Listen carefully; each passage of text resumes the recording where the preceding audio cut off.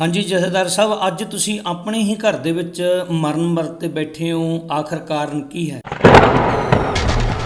मेरा अज दा मरण वरत ते बैठण दा कारण यही है भी ਜਿਹੜੀਆਂ ਸਾਡੀਆਂ ਜਥੇਬੰਦੀਆਂ ਜਿਹੜੀਆਂ ਕਹਿੰਦੀਆਂ ਨੇ ਅਸੀਂ ਬਹੁਤ ਹੀ ਲੜਾਕੂ ਆ, ਜਿਹੜੀਆਂ ਕਹਿੰਦੀਆਂ ਨੇ ਅਸੀਂ ਬਹੁਤ ਹੀ ਪੰਥਕ ਮਸਲਿਆਂ ਦੇ ਉੱਤੇ ਗੰਭੀਰ ਆ, ਮੇਰਾ ਮੰਨਣਾ ਹੈ ਜੀ ਵੀ ਉਹ ਵੀ ਕਿਸੇ ਨਾ ਕਿਸੇ ਦੇ ਪ੍ਰਭਾਵ ਥੱਲੇ ਕੰਮ ਕਰਦੀਆਂ ਨੇ ਜੀ। ਜਿਹੜਾ ਕਾਰਨ ਹੈ ਮੈਨੂੰ ਮਰਨ ਵਰਤ ਤੇ ਬੈਠਣਾ ਪਿਆ।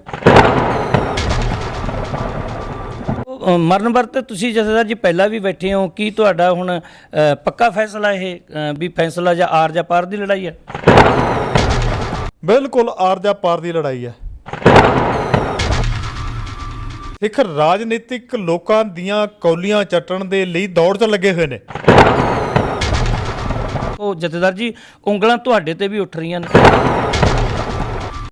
ਮੇਰੇ ਚੁੱਪ ਕਰਨ ਨੂੰ ਸ਼ੱਕ ਦੀ ਨਜ਼ਰ ਨਾਲ ਨਾ ਦੇਖਿਆ ਜਾਵੇ। ਲੋਕਾਂ ਦਾ ਕਹਿਣਾ ਇਹ ਵੀ ਹੈ ਵੀ ਜਥੇਦਾਰ ਥੋੜੇ ਕੁ ਸਮੇਂ ਬਾਅਦ ਚੁੱਪ ਕਰ ਜਾਂਦੇ ਨੇ, ਫੇਰ ਮਿਲ ਕੇ ਉੱਠਦੇ ਨੇ, ਫੇਰ ਧਰਨਾ ਦਿੰਦੇ ਨੇ। ਸਵਾਲ ਤਾਂ ਇਹ ਉਠਾ ਰਹੇ ਨੇ। ਵਿਧੀ ਚੰਦ ਨੂੰ ਘੋੜੇ ਲੈ ਕੇ ਆਉਣ ਲਈ ਗੁਰੂ ਸਾਹਿਬ ਵਾਲੇ ਜੀ ਬੜਾ ਲੰਮਾ ਸਮਾਂ ਘਾਹ ਦੀਆਂ ਪੰਡਾਂ ਚੁੱਕਣੀਆਂ ਪਈਆਂ ਸੀ।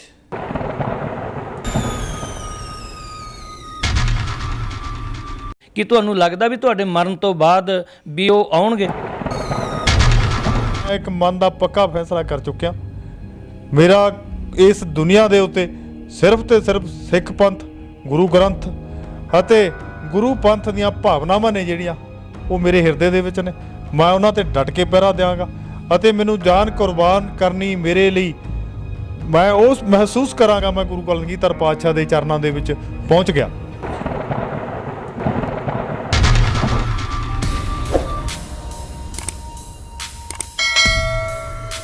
ਦੇਸ਼ ਵਿਦੇਸ਼ ਵਿੱਚ ਵਸਦੇ ਸਾਰੇ ਹੀ ਦਰਸ਼ਕਾਂ ਦਾ ਕੈਰੇ ਬਿਬ ਟੀਵੀ ਵੱਲੋਂ ਸਵਾਗਤ ਹੈ ਜੀ। ਦਾਸ ਪਰਮਜੀਤ ਸਿੰਘ ਕੈਰੇ ਵੱਲੋਂ ਬੁਲਾਈ ਫਤਿਹ ਪ੍ਰਵਾਨ ਕਰੋ ਜੀ। ਵਾਹਿਗੁਰੂ ਜੀ ਕਾ ਖਾਲਸਾ, ਵਾਹਿਗੁਰੂ ਜੀ ਕੀ ਫਤਿਹ।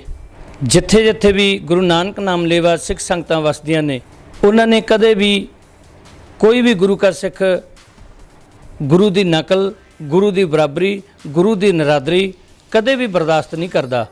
ਇੱਥੋਂ ਤੱਕ ਕਿ ਗੁਰਧਾਮਾਂ ਦੀ ਆਪਣੀ ਰੋਜ਼ਮਰਾ ਜ਼ਿੰਦਗੀ ਵਿੱਚ ਹਰ ਰੋਜ਼ ਦੀ ਜਿਹੜੀ ਨਿਤਨੇਮ ਸਾਡੀ ਅਰਦਾਸ ਵੀ ਹੈ, ਸੁਬਹ ਸ਼ਾਮ ਅਰਦਾਸ ਵੀ ਜਿਹੜਾ ਗੁਰੂ ਕਾ ਸਿੱਖ ਅਰਦਾਸ ਦੇ ਵਿੱਚ ਵੀ ਗੁਰਧਾਮਾਂ ਦੀ ਚੜ੍ਹਦੀ ਕਲਾ ਤੇ ਦਰਸ਼ਨ ਦੀਦਾਰ ਦੀ ਮੰਗ ਕਰਦਾ ਹੈ। ਜੇ ਆਪਾਂ ਗੱਲ ਕਰੀਏ ਪਿਛਲੇ ਲੰਮੇ ਸਮੇਂ ਤੋਂ ਮਾਲਵਾ ਦੀ ਧਰਤੀ, ਜ਼ਿਲ੍ਹਾ ਸੰਗਰੂਰ ਦੇ ਮਸਤੂਆਣਾ ਸਾਹਿਬ ਦੀ ਧਰਤੀ ਤੇ ਦਰਬਾਰ ਸਾਹਿਬ ਅੰਮ੍ਰਿਤਸਰ ਦੀ ਨਕਲ ਤੇ ਜਿਹੜੀ ਇਮਾਰਤ ਜਿਹੜੀ ਤਿਆਰ ਕੀਤੀ ਜਾ ਰਹੀ ਹੈ, ਜਿਸ ਦਾ ਪਿਛਲੇ ਲੰਮੇ ਸਮੇਂ ਤੋਂ ਸੰਘਰਸ਼ ਲੜਿਆ ਜਾ ਰਿਹਾ ਹੈਗਾ। ਜੇ ਆਪਾਂ ਕਹੀਏ ਲੋਕ ਸੰਘਰਸ਼ ਬੜੇ ਜਿਨ੍ਹਾਂ ਨੇ ਲੜੇ ਨੇ, ਜਥੇਦਾਰ ਪੁਰਸ਼ੋਤਮ ਸਿੰਘ ਜੀ ਫੱਗੂਵਾਲੀਆ ਵੱਲੋਂ ਉਹ ਅਕਾਲ ਤਖਤ ਸਾਹਿਬ ਤੇ ਵੀ ਗਏ, ਜਥੇਦਾਰਾਂ ਨੂੰ ਸਿੰਘ ਸਾਹਿਬਾਂ ਨੂੰ ਵੀ ਮਿਲੇ। ਉਹਨਾਂ ਦੀ ਮਿਹਨਤ ਰੰਗ ਲੈ ਕੇ ਆਈ। ਜੂਨ 2009 ਦੇ ਵਿੱਚ ਜਥੇਦਾਰ ਅਕਾਲ ਤਖਤ ਸਾਹਿਬ ਦੇ ਸਿੰਘ ਸਾਹਿਬ ਗਿਆਨੀ ਗੁਰਬਚਨ ਸਿੰਘ ਜੀ ਪਾਸੋਂ ਹੁਕਮਨਾਮਾ ਜਾਰੀ ਹੋਇਆ ਸੀ। ਪੰਚਾਂ ਦਾ ਕਿਹਾ ਸਿਰ ਮੱਥੇ, ਉਸ ਜਿਹੜੀ ਇਮਾਰਤ ਦਰਬਾਰ ਸਾਹਿਬ ਦੀ ਨਕਲ ਤੇ ਜਿਹੜੀ ਇਮਾਰਤ ਬਣ ਰਹੀ ਹੈ ਉਹਨੂੰ ਜਿਹੜਾ ਚੇਂਜ ਕੀਤਾ ਜਾਵੇ। ਅੱਜ ਤੱਕ ਜਿਵੇਂ ਕਹਿੰਦੇ ਹੁੰਦੇ ਆ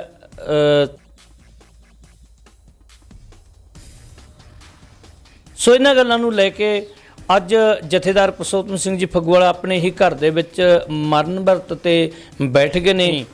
ਇੱਥੇ ਸਿੱਖ ਜਥੇਬੰਦੀਆਂ, ਸਿੱਖ ਆਗੂ, ਸਿੱਖ ਕੌਮ ਦੇ ਆਗੂ ਲੜਾਈਆਂ ਲੜਨ ਵਾਲੇ ਆਖਰ ਚੁੱਪ ਕਿਉਂ ਨੇ? ਸੋ ਸਾਰੀਆਂ ਹੀ ਗੱਲਾਂ ਦੇ ਜਵਾਬ ਮੰਗਦੇ ਆ, ਗੱਲ ਕਰਦੇ ਆ ਜਥੇਦਾਰ ਪੁਰਸ਼ੋਤਮ ਸਿੰਘ ਜੀ ਫੱਗੂਵਾਲਾ ਸਾਹਿਬ ਨਾਲ ਜੀ। ਵਾਹਿਗੁਰੂ ਜੀ ਕਾ ਖਾਲਸਾ, ਵਾਹਿਗੁਰੂ।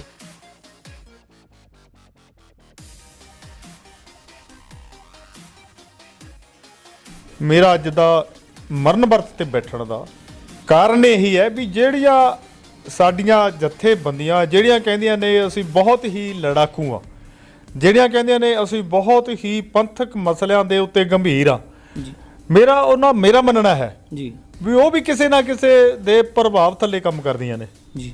ਜਿਹੜਾ ਕਾਰਨ ਹੈ ਮੈਨੂੰ ਮਰਨ ਵਰਤ ਤੇ ਬੈਠਣਾ ਪਿਆ ਵੀ ਤਾਂ ਕਿ ਇਹ ਜਿਹੜੀਆਂ ਮੈਂ ਇਹਨਾਂ ਨੂੰ ਅਖੌਤੀ ਲਫ਼ਜ਼ ਨਾ ਵਰਤਾਂ, ਕਿਉਂਕਿ ਇਹ ਪੰਥ ਦੇ ਏਜੰਡਿਆਂ ਦੇ ਉੱਤੇ ਕਿਤੇ ਨਾ ਕਿਤੇ ਕੰਮ ਕਰਦੀਆਂ ਨੇ, ਥੋੜ੍ਹਾ ਬਹੁਤਾ ਕੰਮ ਕਰਦੀਆਂ ਨੇ। ਜਿਹੜਾ ਉਹ ਕੰਮ ਕਰਦੀਆਂ ਨੇ ਮੈਂ ਉਹਨਾਂ ਦੇ ਕੰਮ ਦੇ ਵਿੱਚ ਨਹੀਂ ਅੜਿੱਕਾ ਬਣਨਾ ਚਾਹੁੰਦਾ, ਲੇਕਿਨ ਐਡੇ ਵੱਡੇ ਗੰਭੀਰ ਮਸਲੇ ਦੇ ਉੱਤੇ ਅਵੇਅਰ ਹੋ ਕੇ ਜਾਣ ਬੁੱਝ ਕੇ ਮੈਂ ਇੱਕ ਗੱਲ ਕਹਾਂਗਾ ਕਿ ਬੜੇ ਬੜੇ ਵਿਦਵਾਨ ਸਰਬੱਤ ਖਾਲਸਾ ਦੀ ਅਗਵਾਈ ਕਰਨ ਵਾਲੇ ਜਥੇਦਾਰ ਇੱਥੇ ਆਉਂਦੇ ਨੇ। ਪਿਛਲੇ ਦਿਨੀ ਕੱਲ ਹੀ ਦੀ ਗੱਲ ਹੈ, ਤੇ ਸਿੰਘ ਸਾਹਿਬ, ਸਾਬਕਾ ਸਿੰਘ ਸਾਹਿਬ ਗਿਆਨੀ ਭਾਈ ਰਣਜੀਤ ਸਿੰਘ ਜੀ ਇੱਥੇ ਆ ਕੇ ਗਏ ਨੇ ਜੀ। ਉਹਨਾਂ ਦੀ ਕੀ ਇਹ ਨੋਟਿਸ 'ਚ ਨਹੀਂ ਹੈਗਾ? ਕੀ ਉਹਨਾਂ ਨੂੰ ਇਹ ਗਿਆਨ ਨਹੀਂ ਹੈਗਾ? ਇਹੀ ਕਾਰਨ ਨੇ ਮੇਰੇ ਅੱਜ ਮਰਨ ਵਰਤ ਤੇ ਬੈਠਣ ਦੇ, ਵੀ ਆਪ ਗਵਾਈ ਹੈ ਤਾਂ ਸੌ ਪਾਈ ਹੈ ਔਰ ਕੈਸੀ ਚਤਰਾਈ। ਤੇ ਕਿਸੇ ਨਾ ਕਿਸੇ ਸਮੇਂ ਬਾਬਾ ਬੋਤਾ ਸਿੰਘ, ਮੈਂ ਇਹ ਗਿਣਤੀ ਕਰੋੜਾਂ ਦੀ ਗਿਣਤੀ ਸਿੱਖਾਂ ਨੂੰ ਮੇਰੀ ਬੇਨਤੀ ਹੈ ਵੀ ਇਕੱਲੇ ਉਸ ਸਮੇਂ ਵੀ ਜਦੋਂ ਗੁਰੂ ਸਾਹਿਬ, ਗੁਰੂ ਕਲਗੀਧਰ ਪਾਤਸ਼ਾਹ ਦੇ ਬੱਚਿਆਂ ਦੀ ਸ਼ਹਾਦਤ ਤੋਂ ਬਾਅਦ, ਛੋਟੇ ਸਾਹਿਬਜ਼ਾਦੇ, ਵੱਡੇ ਸਾਹਿਬਜ਼ਾਦਿਆਂ ਸਾਰੇ ਪਰਿਵਾਰ ਦੀ ਸ਼ਹਾਦਤ ਤੋਂ ਬਾਅਦ ਗੁਰੂ ਕਲਗੀਧਰ ਪਾਤਸ਼ਾਹ ਨੇ ਬਾਬਾ ਬੰਦਾ ਸਿੰਘ ਬਹਾਦਰ ਨੂੰ ਚੁਣਿਆ ਜੀ ਇਸ ਮਸਲੇ ਦੇ ਲਈ। ਮੈਨੂੰ ਉਮੀਦ ਹੈ, ਮੈਨੂੰ ਆਸ ਹੈ ਵੀ ਮੇਰੇ ਗੁਰੂ ਸਾਹਿਬ ਨੇ ਮੈਨੂੰ ਆਸ਼ੀਰਵਾਦ ਦਿੱਤਾ ਹੈ ਇਸ ਗੱਲ ਦੇ ਲਈ ਵੀ ਪੁਰਸ਼ੋਤਮ ਸਿੰਘ ਇਸ ਗੱਲ ਨੂੰ ਲੋਕਾਂ ਨੂੰ, ਸਿੱਖ ਸੰਗਤ ਨੂੰ ਅਵੇਅਰ ਕਰਨ ਦੇ ਲਈ ਤੈਨੂੰ ਇੱਥੇ ਲੜਨਾ ਪੈਣਾ। ਅੱਜ 12 ਸਾਲ ਹੋ ਗਏ ਜੀ, 12ਵਾਂ ਸਾਲ ਸ਼ੁਰੂ ਹੋ ਗਿਆ ਜੇ ਆਪਾਂ ਦੇਖੀਏ ਤਾਂ 9 ਤੋਂ ਲੈ ਕੇ ਜੀ, ਤੇ 10ਵਾਂ 11-12 ਸਾਲ ਹੋ ਗਏ ਤਕਰੀਬਨ। ਕੀ ਤੁਹਾਨੂੰ ਲੱਗਦਾ ਵੀ ਤੁਹਾਡੀ ਸ਼ਹਾਦਤ ਤੋਂ ਬਾਅਦ ਇਹ ਸਿੱਖ ਜਥੇਬੰਦੀਆਂ ਜਾਂ ਇਕੱਠੀਆਂ ਹੋਣਗੀਆਂ? ਇਹਦੇ ਲਈ ਸਿੱਖ ਅਵੇਅਰ ਹੀ ਨਹੀਂ ਹੈਗੇ।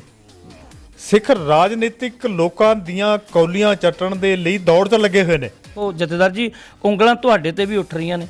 ਲੋਕਾਂ ਦਾ ਕਹਿਣਾ ਇਹ ਵੀ ਹੈ ਵੀ ਜਥੇਦਾਰ ਥੋੜੇ ਕੁ ਸਮੇਂ ਬਾਅਦ ਚੁੱਪ ਕਰ ਜਾਂਦੇ ਨੇ, ਫੇਰ ਮਿਲ ਕੇ ਉੱਠਦੇ ਨੇ, ਫੇਰ ਧਰਨਾ ਦਿੰਦੇ ਨੇ। ਸਵਾਲ ਤਾਂ ਇਹ ਉਠਾ ਰਹੇ ਨੇ, ਇਹਦੇ 'ਚ ਕੀ ਉਹ ਕਹਿਣਾ ਚਾਹੁੰਦੇ? ਮੇਰੇ ਚੁੱਪ ਕਰਨ ਨੂੰ ਸ਼ੱਕ ਦੀ ਨਜ਼ਰ ਨਾਲ ਨਾ ਦੇਖਿਆ ਜਾਵੇ ਜੀ। ਵਿਧੀ ਚੰਦ ਨੂੰ ਘੋੜੇ ਲੈ ਕੇ ਆਉਣ ਲਈ ਗੁਰੂ ਸਾਹਿਬ ਵਾਲੇ ਜੀ ਬੜਾ ਲੰਮਾ ਸਮਾਂ ਘਾਹ ਦੀਆਂ ਪੰਡਾਂ ਚੁੱਕਣੀਆਂ ਪਈਆਂ ਸੀ। ਆਖਰ ਤੁਹਾਨੂੰ ਮਰਨ ਵਰਤ ਤੇ ਕਿਉਂ ਬੈਠਣਾ ਪਿਆ? ਮਰਨ ਵਰਤ ਤਾਂ ਇੱਕ ਬਹੁਤ ਹੀ ਛੋਟੀ ਗੱਲ ਹੈ, ਲੇਕਿਨ ਇਹਦੇ ਲਈ ਖਾਲਸਾ ਪੰਥ ਜਿਹੜੀ ਅਵੱਗਿਆ ਮਸਤਵਾਣੇ ਹੋ ਰਹੀ ਹੈ, ਇਹਨਾਂ ਤਾਂ ਸਮੁੱਚੇ ਖਾਲਸਾ ਪੰਥ ਨੂੰ ਇੱਕ ਵੱਡੇ ਇਮਤਿਹਾਨ ਦੇ ਵਿੱਚ ਪਾ ਦੇਣਾ ਭਵਿੱਖ ਦੇ ਵਿੱਚ। ਜੇ ਮੇਰੀ ਇੱਕ ਜਾਣ ਦੇ ਨਾਲ ਮੈਂ ਕੀਮਤੀ ਨਾ ਕਹਾ ਇਹਨੂੰ, ਤਾਂ ਹਜ਼ਾਰਾਂ ਹੀ ਜਿਹੜੇ ਆਉਣ ਵਾਲੀਆਂ ਪੀੜ੍ਹੀਆਂ ਨੇ ਸਾਡੀਆਂ, ਉਹਨਾਂ ਨੂੰ ਇਸ ਗੱਲ ਦੇ ਲਈ ਅਵੇਅਰ ਹੋ ਜਾਣਗੀਆਂ ਤੇ ਇਸ ਗੱਲ ਤੋਂ ਨਿਜਾਤ ਪਾ ਲੈਣਗੀਆਂ। ਇਸ ਲਈ ਮੇਰਾ ਮਰਨ ਵਰਤ ਜ਼ਰੂਰੀ ਸੀ। ਕੀ ਤੁਹਾਨੂੰ ਲੱਗਦਾਗਾ ਵੀ ਜਦੋਂ ਉਹ 12 ਸਾਲ ਦੇ ਵਿੱਚ ਤੁਹਾਡੀ ਸਪੋਰਟ ਵਿੱਚ ਨਹੀਂ ਆਏ, ਨਿੱਤਰ ਕੇ ਸਾਹਮਣੇ ਨਹੀਂ ਆਏ, ਕੀ ਤੁਹਾਨੂੰ ਲੱਗਦਾ ਵੀ ਤੁਹਾਡੇ ਮਰਨ ਤੋਂ ਬਾਅਦ ਵੀ ਉਹ ਆਉਣਗੇ, ਤੁਹਾਡੀ ਦਿੱਤੀ ਹੋਈ ਕੁਰਬਾਨੀ ਕਿਸੇ ਲੇਖੇ ਲੱਗੇਗੀ?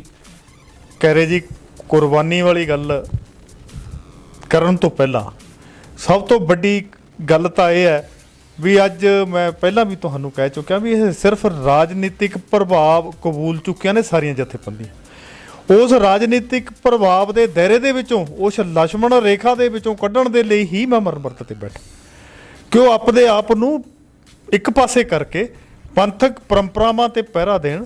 ਸਿੱਖ ਸਵੇਰ ਸ਼ਾਮ ਅਰਦਾਸ ਕਰਦੇ ਆ, ਅਰਦਾਸ ਕਰਦੇ ਹਾਂ ਅਸੀਂ ਗੁਰਦੁਆਰਿਆਂ ਦੀ ਰਾਖੀ, ਅਰਦਾਸ ਕਰਦੇ ਹਾਂ ਅਸੀਂ ਸਰਬੱਤ ਦੇ ਭਲੇ ਦੇ ਲਈ। ਲੇਕਿਨ ਜੇ ਪੰਥ ਤੇ ਗ੍ਰੰਥ ਦੀ ਗੱਲ ਅਸੀਂ ਮਨਾਉਣੀ ਹੈ, ਜੇ ਇਹ ਦਰਬਾਰ ਸਾਹਿਬ ਦੀ ਵਰਗੀਆਂ ਬਿਲਡਿੰਗਾਂ ਬਣਾਉਣ ਲੱਗੇ, ਦਰਬਾਰ ਸਾਹਿਬ ਵਰਗੇ ਗੁਰਦੁਆਰੇ ਲੋਕ ਬਣਾਉਣ ਲੱਗੇ, ਤਾਂ ਬਾਹਰਲੇ ਸਿੱਖ ਬਣਾ ਲੈਣਗੇ। ਲੇਕਿਨ ਕੱਲ੍ਹ ਨੂੰ ਇਹ ਵਿਗੜੇ ਹੋਏ ਲੋਕ ਨੇ ਜਿਹੜੇ ਇਸ ਗੱਲ ਦੀ ਪੂਰਤੀ ਕਰਦੇ ਨੇ, ਮੇਰੇ ਤੇ ਕਿੰਤੂ ਪਰੰਤੂ ਕਰਦੇ ਨੇ, ਇਹਨਾਂ ਨੂੰ ਇਹ ਕੱਲ੍ਹ ਨੂੰ ਗੁਰਬਾਣੀ ਦੀ, ਗੁਰੂ ਗ੍ਰੰਥ ਸਾਹਿਬ ਦੇ ਸ਼ਬਦਾਂ ਨਾਲ ਵੀ ਹੇਰ-ਫੇਰ ਕਰਨਗੇ, ਛੇੜਛਾੜ ਕਰਨਗੇ। ਇਹਦੇ ਲਈ ਨੱਥ ਪਾਉਣ ਦੇ ਲਈ ਸਾਨੂੰ ਇੱਕ ਬਹੁਤ ਜ਼ਰੂਰੀ ਹੈ। ਮੈਂ ਤੁਹਾਨੂੰ ਪਹਿਲਾਂ ਵੀ ਕੀਤੀ ਆ, ਮੈਂ ਕਿਸੇ ਗੁਰੂ ਸਾਹਿਬ ਦੀ ਸ਼ਹਾਦਤ ਦੇ ਨਾਲ ਆਪਣੀ ਜ਼ਿੰਦਗੀ ਨੂੰ ਨਹੀਂ ਜੋੜਨੀ ਚਾਹੁੰਦਾ। ਮੈਂ ਤਾਂ ਗੁਰੂ ਸਾਹਿਬ ਦੇ ਪੈਰਾਂ ਦੀ ਧੂੜ ਆ, ਮੈਂ ਤਾਂ ਸੰਗਤ ਦੇ ਪੈਰਾਂ ਦੀ ਧੂੜ ਆ। ਲੇਕਿਨ ਇਹ ਗੱਲ, ਇਹ ਸ਼ਹਾਦਤ ਇਨਕਲਾਬ ਜ਼ਰੂਰ ਲੈ ਕੇ ਆਏਗੀ, ਇਹ ਤਬਦੀਲੀ ਜ਼ਰੂਰ ਲੈ ਕੇ ਆਏਗੀ।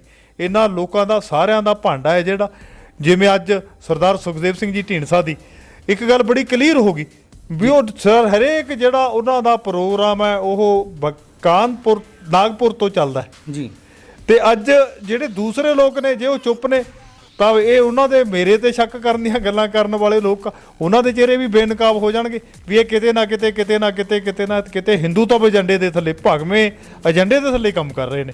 ਉਹਨਾਂ ਦੇ ਵੀ ਕਿਤੇ ਨਾ ਕਿਤੇ ਉਹਨਾਂ ਨੇ ਪ੍ਰਭਾਵ ਕਬੂਲਿਆ ਹੋਇਆ। ਮੈਂ ਜਿਹੜਾ ਇਹ ਪ੍ਰਭਾਵ ਹੈ ਲਾਉਣ ਦੇ ਲਈ ਹੀ ਮੇਰਾ ਮਰਨ ਵਰਤ ਹੈ ਜੀ। ਮਰਨ ਵਰਤ ਤੁਸੀਂ ਜਥੇਦਾਰ ਜੀ ਪਹਿਲਾਂ ਵੀ ਬੈਠੇ ਹੋ, ਕੀ ਤੁਹਾਡਾ ਹੁਣ ਪੱਕਾ ਫੈਸਲਾ ਇਹ ਵੀ ਫੈਸਲਾ ਜਾਂ ਆਰ ਜਾਂ ਪਾਰ ਦੀ ਲੜਾਈ ਹੈ? ਬਿਲਕੁਲ ਆਰ ਜਾਂ ਪਾਰ ਦੀ ਲੜਾਈ ਹੈ। ਪਹਿਲਾਂ ਵਾਲੇ ਮਸਲਿਆਂ ਦੇ ਵਿੱਚ ਮੇਰੀ ਜੰਗ ਸੀਗੀ ਜਿਹੜੀ, ਮੈਨੂੰ ਸਟੈਪ ਦਰ ਸਟੈਪ, ਦਰਜਾ ਕਦਮ ਤੇ ਮੈਂ ਉਹਦੀ ਮੰਜ਼ਿਲ ਵੱਲ ਵਧ ਰਿਹਾ। ਹਾਲਾਂਕਿ ਮੇਰੇ ਪਰਿਵਾਰਕ ਮੈਂਬਰਾਂ ਦਾ, ਪਰਿਵਾਰ ਦੇ ਰਿਸ਼ਤੇਦਾਰਾਂ ਦਾ ਇਸ ਗੱਲ ਦੇ ਨਾਲ ਕਈ ਗੱਲਾਂ ਦੇ ਉੱਤੇ ਸਾਡਾ ਮਨਮੁਟਾਵ ਵੀ ਹੈ, ਲੇਕਿਨ ਮੇਰੇ ਮਨ ਦੇ ਵਿੱਚ ਮੈਂ ਇੱਕ ਮਨ ਦਾ ਪੱਕਾ ਫੈਸਲਾ ਕਰ ਚੁੱਕਿਆ। ਮੇਰਾ ਇਸ ਦੁਨੀਆ ਦੇ ਉੱਤੇ ਸਿਰਫ ਤੇ ਸਿਰਫ ਸਿੱਖ ਪੰਥ, ਗੁਰੂ ਗ੍ਰੰਥ ਅਤੇ ਗੁਰੂ ਪੰਥ ਦੀਆਂ ਭਾਵਨਾਵਾਂ ਨੇ ਜਿਹੜੀਆਂ ਉਹ ਮੇਰੇ ਹਿਰਦੇ ਦੇ ਵਿੱਚ ਨੇ। ਮੈਂ ਉਹਨਾਂ ਤੇ ਡਟ ਕੇ ਪਹਿਰਾ ਦਿਆਂਗਾ ਅਤੇ ਮੈਨੂੰ ਜਾਨ ਕੁਰਬਾਨ ਕਰਨੀ ਮੇਰੇ ਲਈ, ਮੈਂ ਉਸ ਮਹਿਸੂਸ ਕਰਾਂਗਾ ਮੈਂ ਗੁਰੂ ਕਲਗੀਧਰ ਪਾਤਸ਼ਾਹ ਦੇ ਚਰਨਾਂ ਦੇ ਵਿੱਚ ਪਹੁੰਚ ਗਿਆ। ਸੋ ਜਥੇਦਾਰ ਪੁਰਸ਼ੋਤਮ ਸਿੰਘ ਜੀ ਵੱਲੋਂ ਆਖਰੀ ਫੈਸਲਾ ਲਿਆ ਗਿਆ ਕਿ ਮੇਰੀ ਇਹ ਆਰ-ਪਾਰ ਦੀ ਲੜਾਈ ਹੈ, ਪਰ ਇਹ ਦੇਖਦੇ ਹਾਂ ਇਹ ਸਾਡੇ ਸਿੱਖ ਕੌਮ ਦੀ ਤਰਾਸਦੀ ਹੈ, ਕਿਉਂਕਿ ਗੁਰੂ ਕੇ ਸਿੱਖ ਨੇ ਅਕਾਲ ਤਖਤ ਸਾਹਿਬ ਤੋਂ ਹੋਇਆ ਹੋਇਆ ਹੁਕਮਨਾਮਾ ਜਿਹੜਾ ਜਾਰੀ ਹੋ ਗਿਆ ਉਹਦੇ ਤੇ ਅੱਜ ਤੱਕ ਪਹਿਰਾ ਦਿੱਤਾ ਗਾ। ਇਹ ਸਿੱਖ ਕੌਮ ਦੀ ਤਰਾਸਦੀ ਹੈ। ਜੇ ਸਾਰੇ ਹੁਕਮਨਾਮਿਆਂ ਤੋਂ ਹੁਣ ਤੱਕ ਦੇਖੀਏ ਤਾਂ ਇੱਕੋ ਇੱਕ ਇਹ ਹੁਕਮਨਾਮਾ ਹੋਵੇਗਾ ਗੰਭੀਰਤਾ ਨਾਲ ਨਹੀਂ ਲਿਆ।